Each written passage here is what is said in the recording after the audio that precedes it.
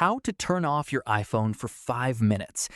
If your iPhone feels slow, apps are freezing, or you're experiencing minor glitches, completely powering it off for a few minutes can refresh temporary system processes.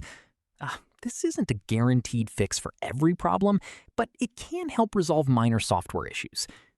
To turn off your iPhone, open the Settings app, tap General, then scroll to the bottom and tap Shut Down. Alternatively, you can use your iPhone's hardware buttons, depending on your model.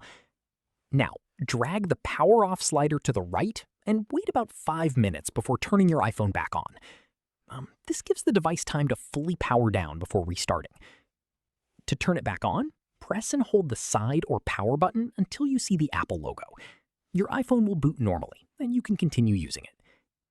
While turning your iPhone off for 5 minutes won't improve battery health or permanently speed up your device, it can clear temporary glitches and is a simple troubleshooting step worth trying.